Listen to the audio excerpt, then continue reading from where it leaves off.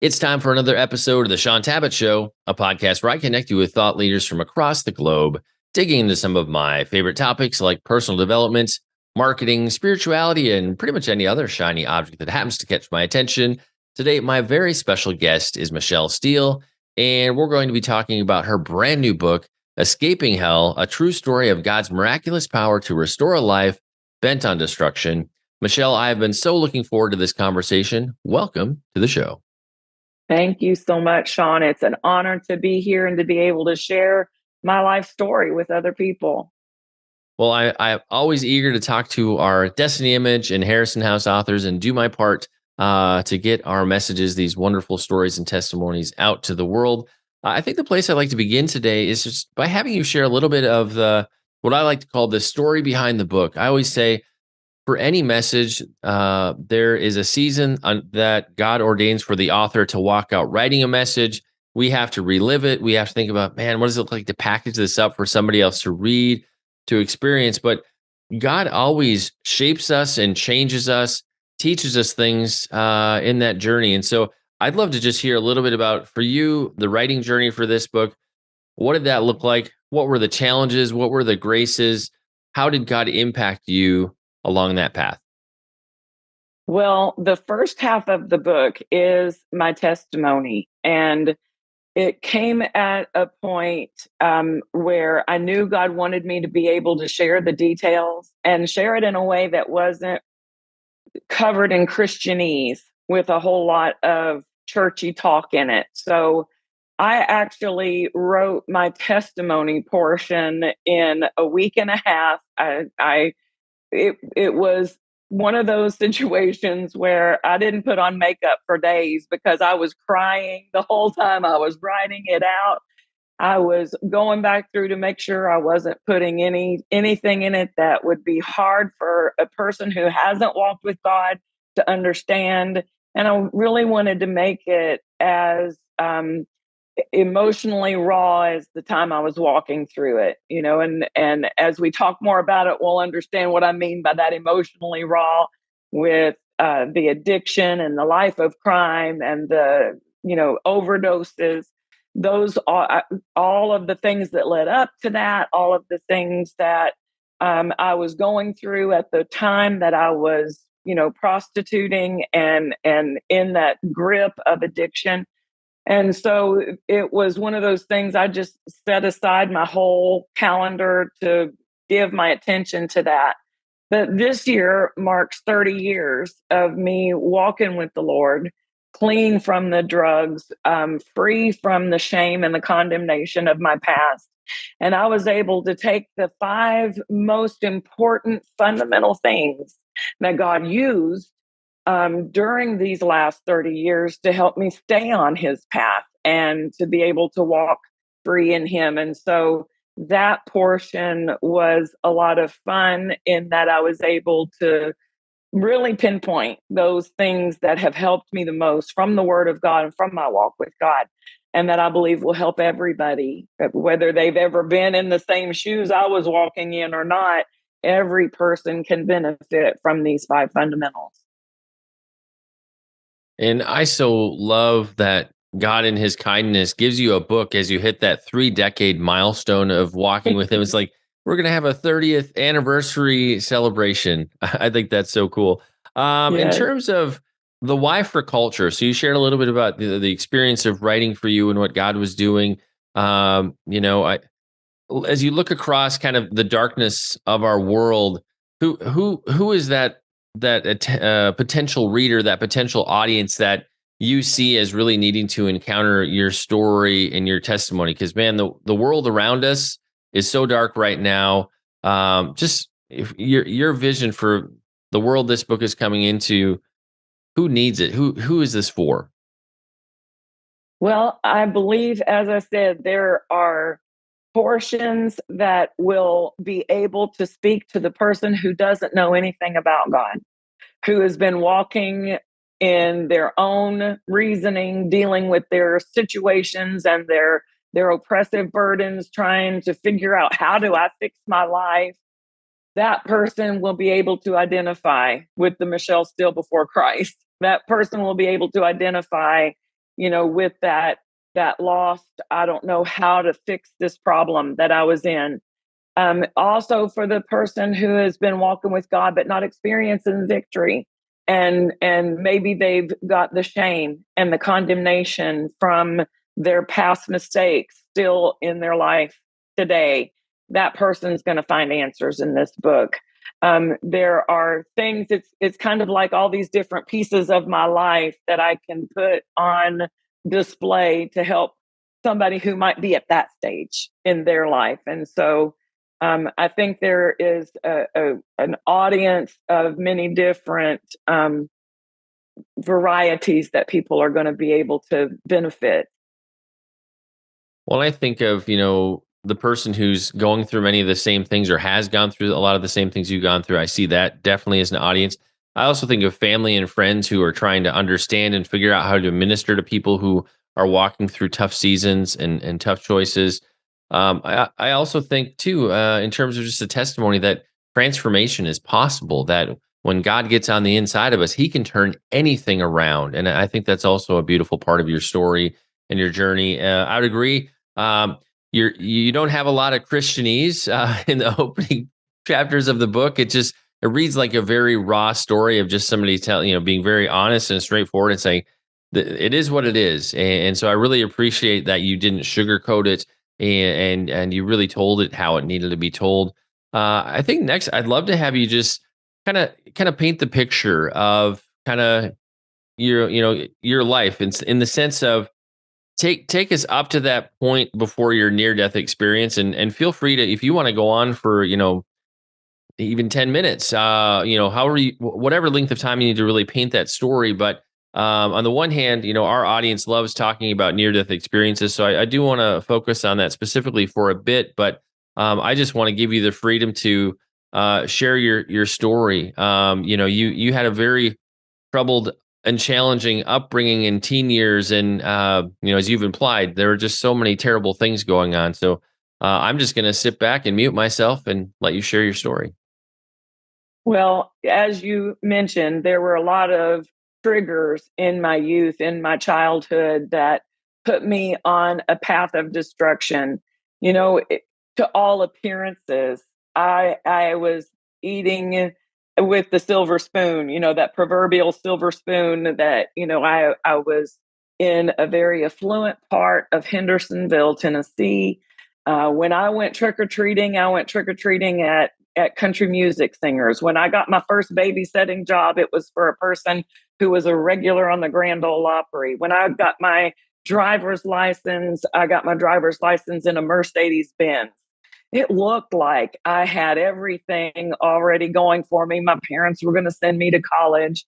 But on the inside, there was an inner self-destruction that was playing out. And there were things, rejections and heartbreaks. But I think the real trigger began when during my childhood, I was molested by 3 different adults that should have been people who were watching out for me, people who were responsible for my well-being, but instead they took that position and became predators. And that turned inward on me because I blamed myself. The circumstances around it, I'd lied to be in certain positions. I'd lied to be in certain scenarios. And so I felt like this is my fault.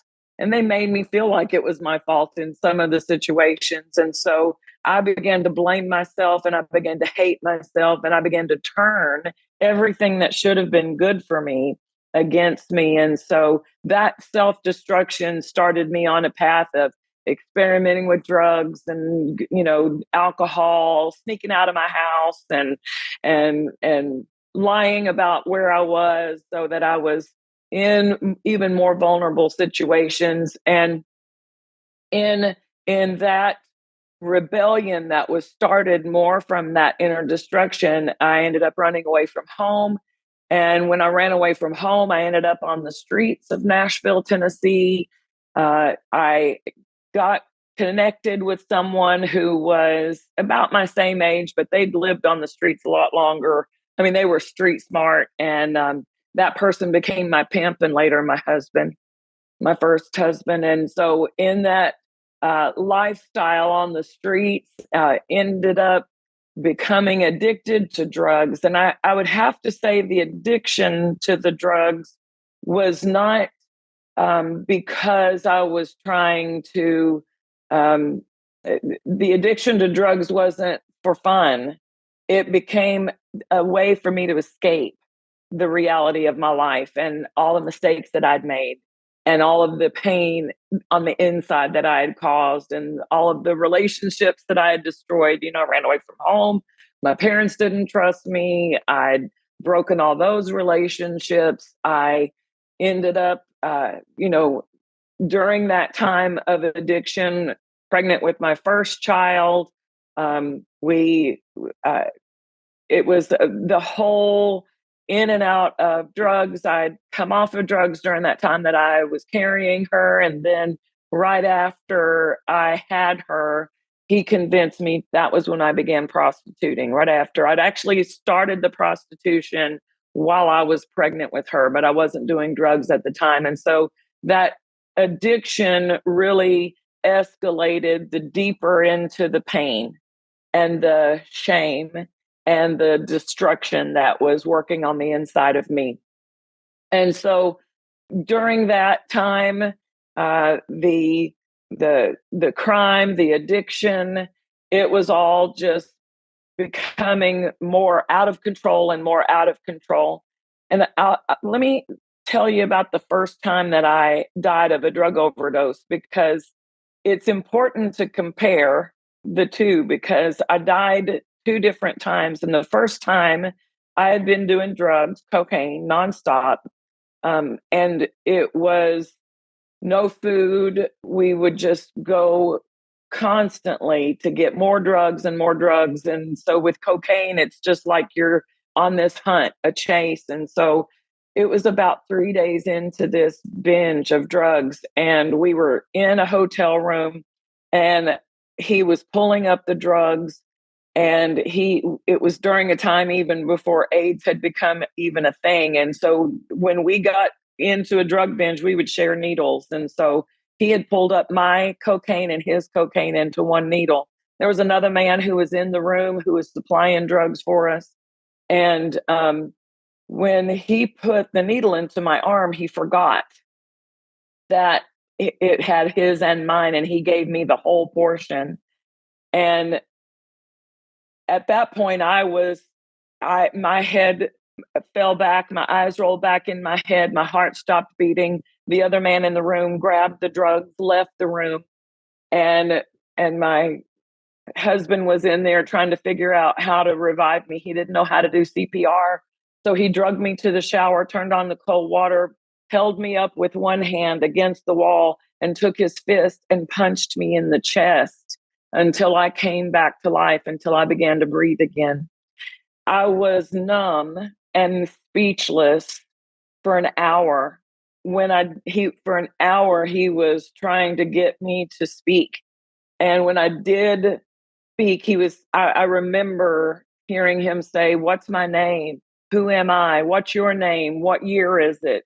Asking me questions, and I couldn't answer him. I would just look at him and I couldn't answer him. And when I did get enough coherent and become enough coherent to be able to speak, I just asked, "Is there any more cocaine?" That's how deep into that addiction that it was. And so I want to share that because it's a comparison for me about how different and how drastic that overdose was compared to my second overdose. We continued for a number of years after that. We took a little bit of break because it really shook him to the core that I had died. I wasn't as aware of what had happened, because I was out of it. So we took a little bit of break, had another child during that time. And after he was born, someone brought brought us a bottle of Dilaudid that someone had left from a cancer patient. And they said, "Here, you can sell this Dilaudid and get back on your feet." We ended up doing the Dilaudid and ended up deeper into the addiction. And it was during that time that with the prostitution, I began to notice that he was doing something while I was out with the escort company, the prostitution that I was working for. And I said, "You're out doing something and you're getting money and getting high." And so I was, accusing him of it. And so he said, "Get in the car." And so I got in the car and he went and robbed 3 gas stations with me in the car, and we were arrested. And that became like a pinnacle, a moment where, all of the destruction was coming to a head. And it was after that time when he was being faced with the possibility of spending time in the penitentiary that his grandmother talked him into going to church. And he said, "I'm going to church with Granny this morning. Why don't you come to church with me?" And I said, "I'm not going to church. If I go to church, the walls are going to fall in." I made all of the excuses, all of the hard, tough exterior as to why I wouldn't go to church. But on the inside, I thought to myself, God hates me. Why would I go to church? What would God want with me and the mess that I've made of my life? And so he got up and went to church that morning. When the gospel was preached, he walked the aisle, gave his life to Jesus. And it was the church where my children went with their grandmother. And so when they all came home from church, there was a difference in him. There was a light in him. He was interested. He didn't have an education that he could read very well. And so he made me read the Bible to him. I'm like, "I don't want to read the Bible to you." And somebody had given him a cassette tape of some Christian music, some bluesy Christian music. And he was like, "I really like this." And he's listening to Christian music, making me read the Bible to him, asking his grandmother questions about the Holy Spirit, about, things that he had heard in the sermon that day. And I was infuriated. I was like, "I'm ready to go get high. What do you mean, read the Bible?" But what a difference there had been in his life. And it was something that I took note of. And the next day we went to court. And while we were there waiting for the court appearance, someone came and brought it was the size of a piece of paper, but it was a morphine patch. And it was something that was being given to different people who were facing terminal illness. And so it was supposed to last for 3 days. And someone had stolen it and brought it to him and said, "If you get taken into prison today, they won't notice this at first. And then you can just rip it off later. And if they take you in, you'll be able to sleep through the first 3 days of processing." And they didn't take him in that day because he was out on bond. So they gave him a date to turn himself back in, but he pled guilty. And in that guilty plea, he made a bargain for the charges to be dropped against me. And so we went home and thought, okay, everything, we're on this path. But he was so high from that patch that they had given him. And he's still wanting me to read the Bible to him. He's still listening to that Christian music. And I was mad because he was high and I wasn't. I was like, we need to I'm going to go get something. But we didn't have any money. And so I didn't. He said, "Tomorrow I'll take you and help you get something." So that night, the 3 days worth of morphine released into his body. And he never woke up in the morning.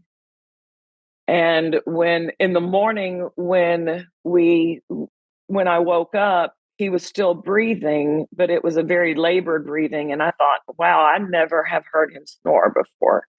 But I didn't understand what had happened. I was trying to wake him up. I was trying to make noise to wake him up. And there was, I was letting the kids in the room and activity go on. We were there at his grandmother's house because of the situation we were in. And so I remember I was vacuuming in the room trying to wake him up.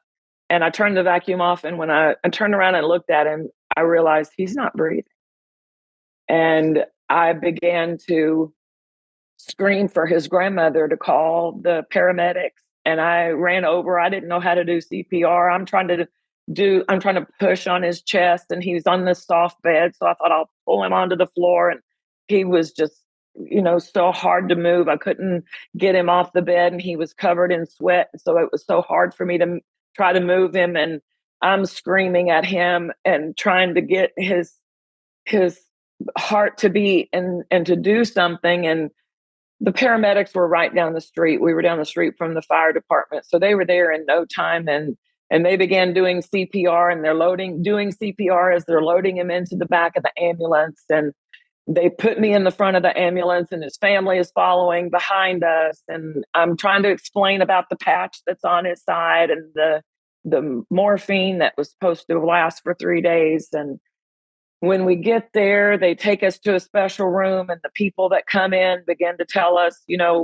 they said, well, we did get his heart to beat again, but it wasn't a positive thing. It wasn't something they were very, promising about. And we began to realize this was more serious. We just thought, well, they'll resuscitate him and everything will be fine. But they began to explain that the morphine had released into his body and that he hadn't been breathing properly. And what I was hearing wasn't snoring. It was the agonal breathing that was explaining that he was in that last stage. And so he did not regain consciousness. And during the time that we had him on the machines, people came to the hospital with drugs for me, and they would take me into the bathroom and they would bring me Dilaudid and cocaine, and I'm shooting cocaine and shooting Dilaudid in the bathroom of the hospital. And someone came to me who had prayed with him that day, and from the church. And I thought, this person doesn't look like he's from the church. He had a big biker's vest and a beard and long hair, and he's carrying this huge Dake's Bible. And I thought, what did this church send me? And this man walks in, and he said, I want to take you down to the chapel and talk to you, because it was there in the family visitation room. It was hard to talk to me. And so he convinced me to go. And on the way, somebody met me in the hallway and put cocaine in my hand. So I put the cocaine in my pocket, and I've got cocaine in my pocket. I've got a syringe in my shoe. And this guy wants to talk to me in the chapel. He begins to share the gospel with me.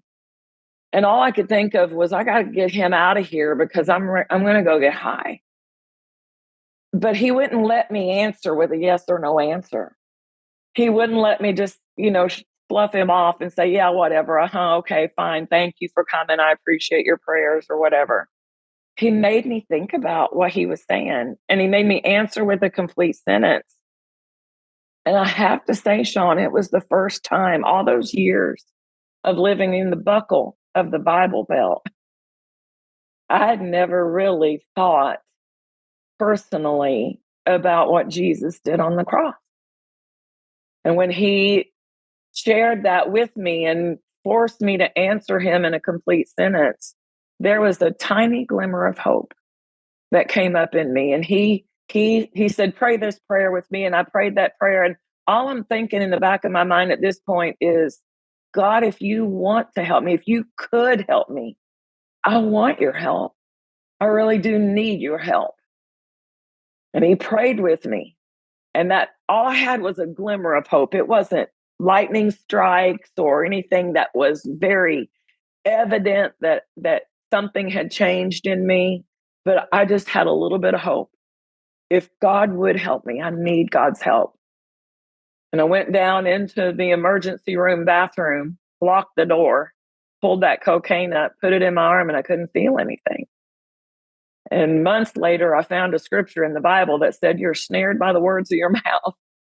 I didn't realize what God had done at that moment when I asked him to help me. But because I was lacking knowledge and I didn't have any understanding of what I was doing or what God wanted to do through me or with me, when we took the life support off of his body and he passed, I went into a whirlwind of destruction unlike any that I had seen in all of those previous years of addiction. Somebody else was taking care of my children. They took out a life support. I signed it, or a life insurance policy on me. I signed it and said, hey, I don't know what's going to happen. And so I began on that path of destruction and trying to get myself off drugs. I went and got onto a methadone program, which was almost disastrous because I totaled cars that I don't know where I left them. One car, they said I had drove it into somebody's front door, and I walked away from it. I went and got a Bible for 25 cents from the thrift store. And I'm trying to read that Bible, and I'm reading, and I'm on the methadone, and I'm falling asleep, nodding out, reading the Bible, trying to fix my life. Somebody got a hold of me and kind of had me in a position in the bar, in the back of the bar. He was a person who had been a sugar daddy from before. And so he started supplying me cocaine. And so I'm in the back of this bar 3 days again into this cocaine binge. And I keep telling him I can't feel it anymore. And he begins to give me more cocaine and more cocaine. And I said, give me more because I can't feel it. And so when he did, I pulled it all up. I put it in my arm. And before I could even draw the needle out of my arm, I left my body. And when I left my body, if I could explain this, and I know I've gone right into this point of talking about. Well, and let me give you a break for a moment because I've had you talking for a bit. I'd love to have you just kind of walk us through some of the mechanics of what you were experiencing as well. Because my audience is very familiar with kind of the framework or the steps of a typical NDE experience. But everyone is a little bit different. Not every experience follows the same pattern. But I'd love specifically to have you take us, into going into the out of body experience. Did you see anything, feel anything, hear anything? What changed in your senses? Because people often talk about when they leave their body, there's a release or a relief, or it's different. But all of a sudden, senses are often kind of turned up to 11 because you're no longer hindered by your physical body because you're in your spiritual body. So yeah, walk us into kind of give us kind of the broad description of what that was like. I'd love to have you go into as much detail as you feel comfortable sharing. Well, I have to say, I have never experienced the clarity that I experienced in that moment. It was more real than anything that I had ever known up until that moment. And there have been a couple of times that I've been at that place since, but before that, never. Before that time, it was like I was living under a cloud or living under a blanket of confusion and a blanket of darkness and things that obscure. It was like obscurity before that moment. And in that moment, it was like all of that obscurity was lifted. All of the confusion was lifted, all of the filter. It was like there were absolutely no filters on my thinking or on my ability to reach out and touch at that moment. When in that moment of clarity, what was for me the most real thing in that moment was the reality of hell. Before that moment, I thought it was just a joke. It was something that we sang songs about, Highway to Hell. And it was something that was, when I get to hell, I'm going to teach the devil a few things. We're going to party with the devil. Before that moment, it was always something that there was no fear about it. There wasn't anything exciting about it necessarily, but it was something that had, up until that moment, not really shook me, not really bothered me. I had already, as I said before, I thought I'm going to go to hell. I didn't even think heaven would have been an option. So there was no expectation that I would ever get to heaven. So I had just assigned, okay, I'd just come to the realization that's where I'm going to go. And so in that moment, I realized the horror of it. I realized the eternity of it. It was like in that moment, to try to explain it, I would have to say it was like things faster than you would know them in real time. In this time, I'll say real time because I'm not sure this seems real right now, but in that moment, that seemed more real. Does that make sense? Yep. Yeah. Very, very in line with, I mean, I've probably talked to 50 plus experiencers in the past couple years. And yeah, I mean, everything about the earthbound experience pales in comparison, feels less real to what somebody experiences on the other side of the veil, so to speak. Yes. That's a great example or a great phrase to use, the veil. It was as if I was outside of a veil or a partition. It was like I was on the other side of that partition and I could see and understand in a moment without having to go through the mental processes. It was like I knew that the reality of hell, the horror of hell, the pain of hell, the torture of hell in just like a quick second, all of that was real to me. At that moment, when the reality of hell, that's hell. I'm standing, what I saw was a skull. It was as tall as I am tall. And I was standing in front of it, and it wasn't a whole skeleton. It was just the skull. And I'm in that instant realizing the eternity of it, how there's no escape from it, the pain, the torture, and the fear of it. And at that moment, hands, and they weren't black hands, they were darkness. It was as if darkness had hands. It was like 1 minute it was darkness, and the next minute that darkness formed fingers and hands and began to reach for me. And as it began to reach for me, and this all happened in an instant. But it seemed like it seemed like such a long moment that I was there. The hands began to reach for me, and I in that realization that hell was real, I knew I don't want to go there. And I began to run back to my body. And I ran with all of my might. I ran with all of my strength. I ran with such a realization that hell was real back to my body, that when the person who was doing the CPR on me, who had found me in that bathroom there in the back of that bar, they said one moment they are trying to revive my body, and the next minute I'm screaming and kicking. And so the complete difference of the first time that I had overdosed and this, I immediately was back in my body with the fervor that I was running with, screaming, kicking, clawing, and they jumped up off of me, and I ran for 2 blocks in the rain through the projects of East Nashville with the blood dripping down my arm. I'm running with all of my might to get away from the darkness that was reaching for me.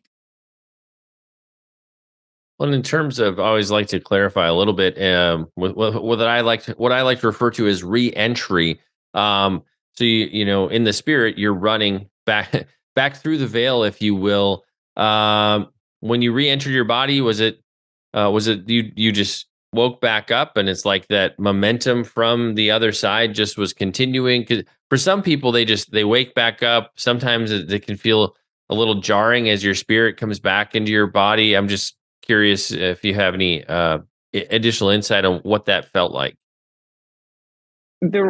I stopped when I realized I was back in my body, which was 2 blocks down the street from where I came back into my body. That, whether that was the momentum of my fear to escape the hell that was reaching for me, the darkness that was reaching for me, I would have to say that would be it. It was like I stopped running when I realized I was back in my body. And then I looked around and found I'm down the street from where I died, from where I was. And so it took a while. It took that many moments for me to realize I'd made it back to my body.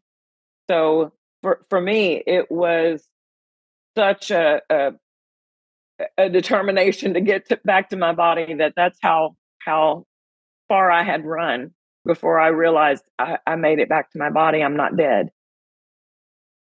Well, fast forward or move us forward. So you got the gospel presented to you in a way you'd never encountered in the chapel at the hospital when your first husband was dying. Um, you have this dramatic near-death experience, and anybody who's had any kind of a near-death experience will tell you your life is forever shifted one direction or the other. You had what I would refer to probably as a DNDE, a distressing or disturbing NDE, where it didn't have it wasn't angels and light and all that. It was very horrifying. How does God get a hold of your heart? What obviously, I think if somebody just met you on the street, they would not think any of this was part of your story. They would, I'm sure people are surprised when they hear your testimony. Talk to us about how God gets a hold of your heart and things start moving in a completely, maybe even an unexpected direction for you at that point. Well, when I died, that overdose was on a Sunday morning. I went to the church that my late husband had gone to that Sunday night. I just found I didn't even know when church services were supposed to be, but I called and found out they were going to have a service that night. And so I said, I'm going to be there. I got somebody to take me and drop me off over there. And I waited. I didn't know anything about the Bible, about God, other than that little bit that man had told me. I had been around church, but never really paid attention. Let me say it that way, to the gospel being preached. When I was there in the service that night, the preacher gave a call, an altar call at the end, and I went up, and I didn't know about how to say, hey, I need to make Jesus Lord of my life. I said, I died this morning and I went to hell and I need your help. Can you help me? And they weren't quite sure what to do with me. And so they prayed for me, but then just sent me along my way.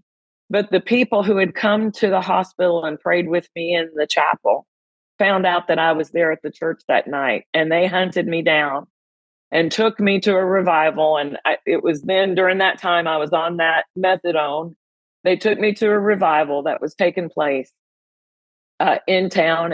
And the first night of the revival, I slept through it on these drugs because I thought, I got to get myself off drugs. I got to make this happen because I need God, and I got to clean myself up to come to God.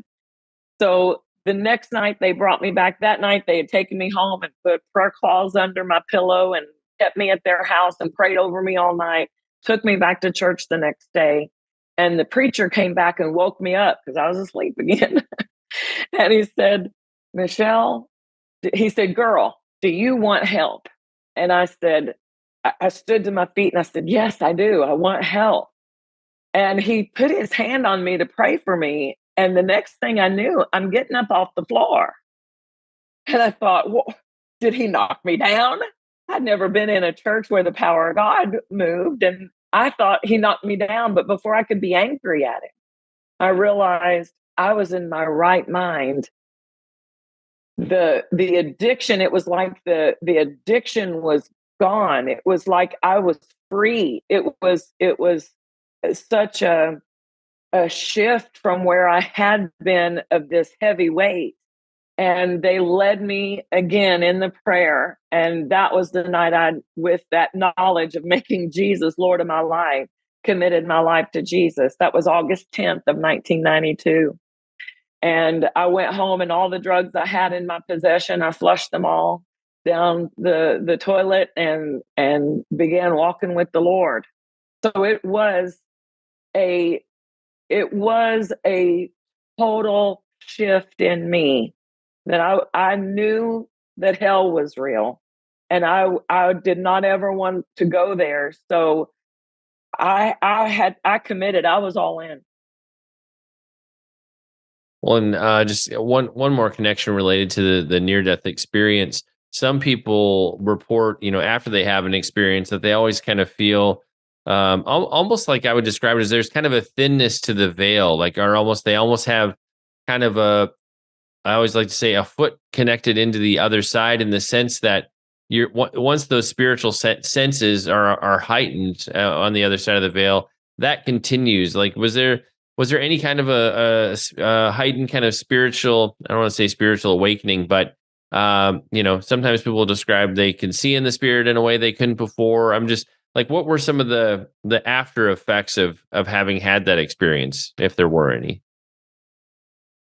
Well, the determination is because it was so real to me that it stayed with me even after I came back to that place, that it was the confusion. And that's what had me looking to try to fix my life. And I got to clean myself up to go to God, because I don't want to go to hell. It was still very real. It was still, and even now I can sense the reality of it. It was something that became a motivation, something that became it was that clarity stayed with me concerning that. I made mention that I have experience in times. There have been two different operations that I had. One to have my gallbladder removed, a hysterectomy.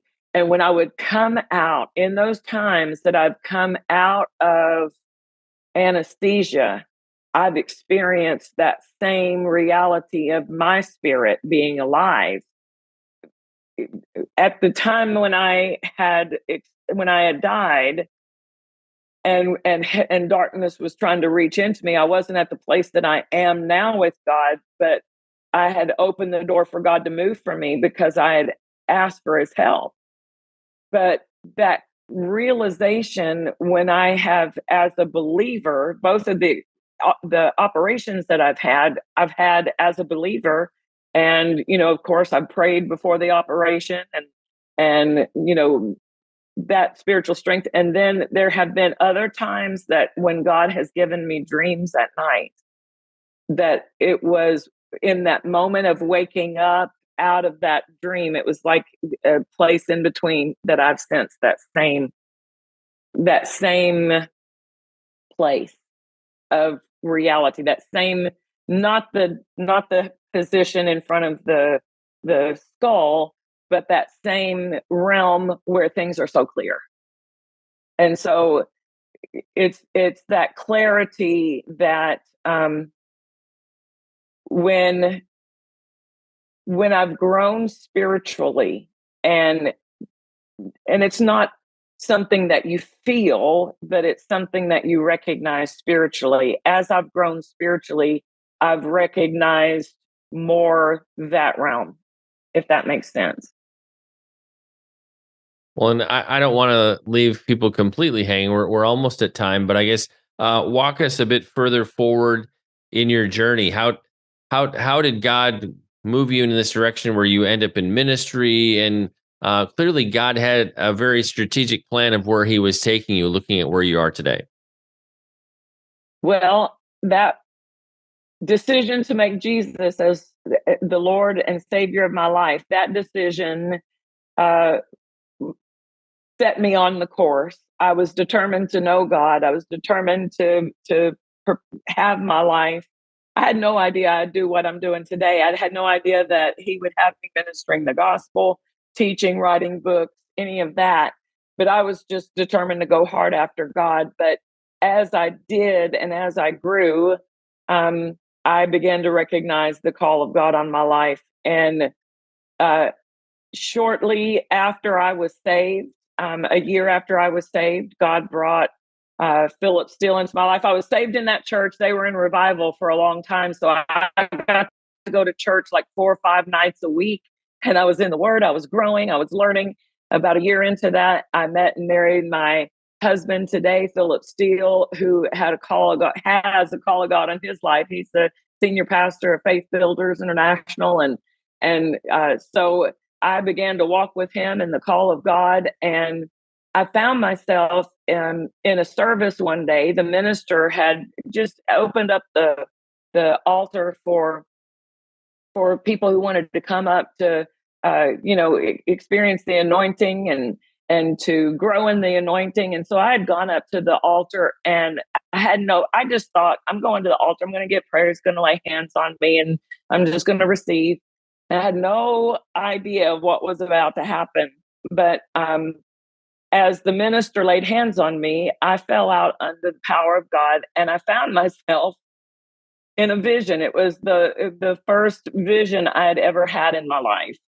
And I probably was about 8 years into my walk with God at this point. I was standing on a precipice, or it was like a platform, and I was right at my feet were about head level of this congregation, this huge multitude of people. It was like a rock concert with people just packed in and standing shoulder to shoulder in this room. And I'm on this little platform just right above their heads. And I can sense the discontent. I can sense the aggravation, the frustration, the despair in the crowd. And I look down, and I'm wearing these tattered garments. And I began to talk about my tattered garments. And I began to share and I wasn't embarrassed. I wasn't ashamed of what I was wearing. I was pointing out, this is what happened to this part of my shirt. This is what happened. I'm pointing at these different holes and tattered places. And as I am sharing it, the people in this huge multitude of people began to turn their attention away from their frustration and their despair. And they began to listen to me, and they began to look at what I'm saying. And when they do, I realize when I have their attention, and the moment I have their attention, I point them up to Jesus, who is on this glorious platform above me. And he is shining brightly in his glory. And the moment I have the attention of the people, I point them to him. And now they're looking at him. And when I came out of that vision, I knew what the tattered garments represented. I knew those tattered garments were the life story, those portions of my life where I had experienced the destruction, the addiction, the shame of the prostitution of the life I was living, that I could use those things to get the attention of people and point them to the one who has the answers for their life. And that's the Lord Jesus Christ. And Michelle, in terms of a reader takeaway from the book, from your story, I find, whether it's a near-death experience story, people often fixate on one point from that story, or with a story as winding as yours with so many horrific things, people will kind of be struck by one particular thing. When you share your story, when you think of people reading this book, like what's that takeaway, that one light, that gem that you're like, and everybody needs to get this from my story. You might have picked up on other things, but this is the message that you have to take away from it. What is that for you? I think for me, it is no matter how far a person's life has gone in the wrong direction, no matter how low they have become in life with the wrong decisions, with the crimes they may have committed, with the things that they have done, because my story is a story that ultimately I'm the one who put myself in that place. All of the decisions that ended me up in that place were things that I could have made a different decision. And so a lot of times people can look at a victim story a little bit easier than look at someone who said, I put myself in this place. I did this to myself. And no matter how far someone has gone, whether it's because of their own decisions or decisions that other people have placed them in, there is hope. And God can turn a life around. And I think he waited for it to come into a national, worldwide platform 30 years later so people can see the before and the after of what he's done for me. Not just the before, but to see how far he's taken me from that place. And I'd love to just kind of as we wrap up, sort of end with this. When people meet you, when they hear your story and you share, like, what kind of responses do you get? Like, people, I'm sure people are surprised and they're like, "Oh my goodness!" Is there any kind of common threads or themes in how people respond when you share your story? The one that shocks me the most is how many teenagers like my story. And parents will tell me, my child doesn't really read, but they read your story and they read it more than once. And so the young people, the teenagers and the young adults who are gravitating towards this story and identifying with it, that has to be the thing for me. And you made mention of this at the beginning. A lot of family members find hope in this for people that they are watching go through some of the same things I lived through. And so, grandparents, parents, people who don't know how to reach their loved one who's in addiction or their loved one who is making lifestyle choices that are destroying their life, they're able to take this book, and especially since it has the fundamentals at the end, there's even things for how to pray for your loved one who might be walking through that. So those are the two people groups that I think surprised me in how much it's helping them. And Michelle, what I love about your story is it's a real story of hope. That and it was interesting as you're sharing, kind of through your taking us through your journey about, you were feeling you had to kind of clean yourself up so you could go to God, and then you experienced this complete transformation from the inside out. And I love that, because our posture so often is like, I'm not good enough. I have to fix myself. I have to clean myself up. And we try to blend in and wear the same clothes as the church people and conform and look like we belong, and sort of fake it till we make it. But it's not until we just release it all and that transformation happens on the inside, then we're not having to posture and pretend anymore, because that transformation is real. So I just love that we're at the kind of at the 30-year anniversary of your journey. I think that's wonderful, and just such an example of that real transformation is possible, no matter what path you've taken throughout your life. Michelle, in terms of people connecting with your ministry, finding out more about what you do, finding out more about the book, where they can get their own copy, what's the best place for us to connect with you, discover you on the web? Our website is buildfaith.net, buildfaith.net. And that has access to all of our YouTube channel, our podcast, um, different things you can connect to through our live stream for our church. We have our church campus in Little Rock, Arkansas, and we also have a campus in DeSoto, Kansas, which is right outside of Kansas City. So I am in both places, alternate weekends. And so all of those links are there at buildfaith.net. And we'll make it easy, like we do with every episode. We'll have links in the description and the show notes to the website Michelle mentioned, as well as links to places where you can pick up your very own copy of her new book. It's time to bring this episode of the Shaun Tabatt Show to a close. Many thanks for being a part of my conversation with Michelle Steele. Once again, our book today was Escaping Hell, a true story of God's miraculous power to restore a life bent on destruction. And Michelle, I want to say thank you so much for sharing with us today, challenging us, inspiring us, but showing us that God can transform a life no matter where it's gone. It's been such a blessing. Thank you so much, Shaun. It's been an honor to be on your program. Thank you.